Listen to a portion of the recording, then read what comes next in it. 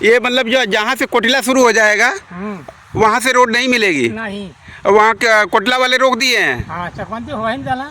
चकबंदी हो ही न जाना है, नहीं। उसके पीछे राजनीति है। हाँ हाँ। जैसा कि आप सुन रहे थे कि राजनीति है कि विकास को खाई जा रही है, राजनीति की दबंगई है, पैसे की ताकत है, राजनीति विकास के रास्ते में रोड़ा बन रही है। जैसा कि आप फोटो में देख रहे हैं, बगल में जेई साहब हैं। ये वही जेई साहब हैं जिनके कर कमलों से विकास खंड 2 पार्ट 2 जो है, खंड 2 जो है PWD आजमगढ़ के सहयोग से ये निर्माण कार्य पूरा किया जा चुका है, जो वाया घाटी पट्टी की मांग थी। ये व्यक्तिगत तौर पर उन्होंने इनिशिएशन लिया और जो एक जेन्युइन मांग थी तो उसको उन्होंने पूरा करा दिया। लेकिन आगे का रास्ता कठिन है, क्योंकि उसके 6 लेन है, उसमें NHA भी आता है, NHA का पार्टिकुलर एरिया आता है। उसके बाद फिर ओवर से ऊपर एक पैदल पथ भी बनाना है NHA के ऊपर से ऊपर, तो वो सांसद जी के सहयोग से ही संभव होगा, विधायक जी के सहयोग से संभव होगा। उसके बाद रास्ते में कोटिला की राजनीति है, जो वहाँ पर 35 सालों से लगातार चकबंदी की पेंडिंग कंडीशन के चलते, तमाम मुकदमों की बंदिशों के चलते ये धर्मपथ का रास्ता अवरुद्ध है।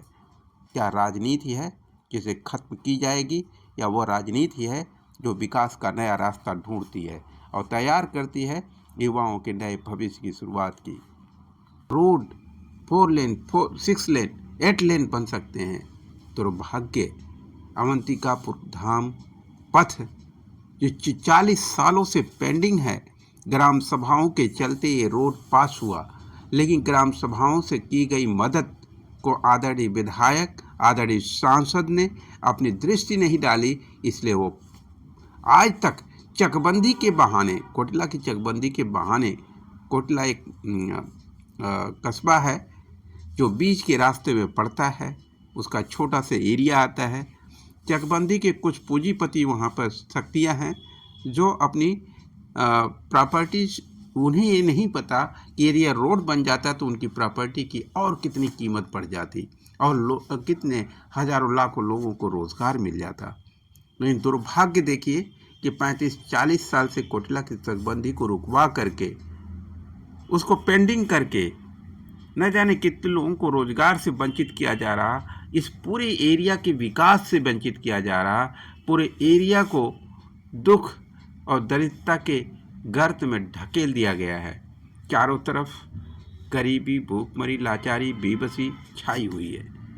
इस महंगाई और बेरोजगारी के युग में लोगों की आमदनी इतनी कम हो चुकी है, रिसोर्सेज इतने कॉम्प्लिकेटेड हो चुके हैं, ऐसे हालात में एक कोई नया रिसोर्स उनके अंदर एक नई जीवंतता, नई चेतना भर सकता है, नई उत्तेजना भर सकता है, उनके भविष्य की एक नई दिखा सकता है।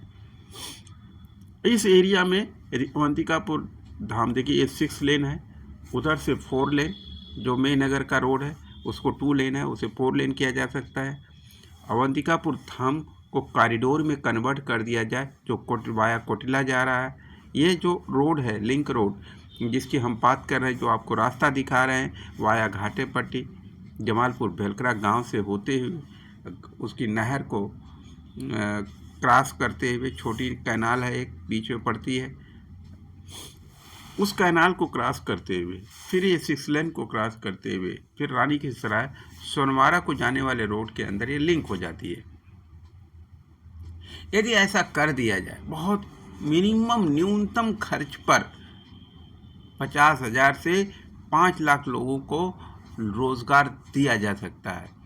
3 तरह के सर्किल रोड तैयार हो जाएंगे, उन सर्किल रोडों पर नए नए कस्बे तैयार हो जाएंगे, मार्केटें तैयार हो जाएंगी। आप सोच नहीं सकते, हर सर्किल रोड पर कुछ महान पुरातन धाम हैं, और उनकी कनेक्टिविटी की वजह से तमाम ई-रिक्शा ऑपरेटर्स, तमाम टेम्पू ऑपरेटर्स को जॉब मिल जाएगी और लोगों के जीवन में सुविधाएं आ जाएंगी। लोग पेट्रोल और डीजल की गाड़ियां यूज करने के बजाय ये छोटे पेट्रोल और डीजल मुक्त ईंधन वाले कन्वीनियंसेस का, लोकल कन्वीनियंसेस का यूज़ करके प्रदूषण रहित भारत बनाने में भी अपनी योगदान दे सकेंगे और भारत एक विकसित राष्ट्र की दिशा में आजमगढ़ की अपनी भूमिका भी हो सकती है। एक विकसित जिला ही एक विकसित प्रदेश और विकसित प्रदेश ही विकसित राष्ट्र का निर्माण करता है। दुर्भाग्य 40 सालों में हमारे विधायक, हमारे सांसद ऐसे बार बार चुने जाते हैं जिनको ऐसे धर्म पद के निर्माण से, जहां पर लोगों के रोजगार की अपॉर्चुनिटी है, तमाम इंस्टीट्यूशंस की अपॉर्चुनिटी है, लोगों को नई दिशा और नई उत्तेजना भरने का सुअवसर है, लेकिन चेतना की कमी ही विकास के रास्ते का सबसे बड़ा रोड़ा है।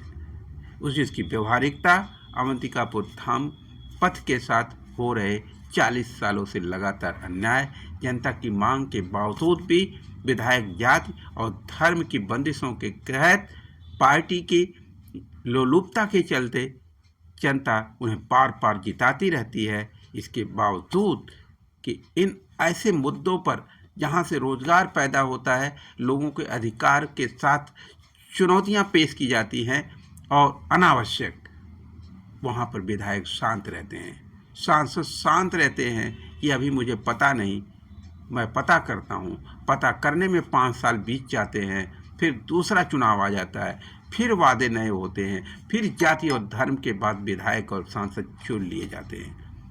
पार्टियों के आधार पर विधायक चुन लिए जाते हैं कि ये मेरी पार्टी है, वो उसकी पार्टी है।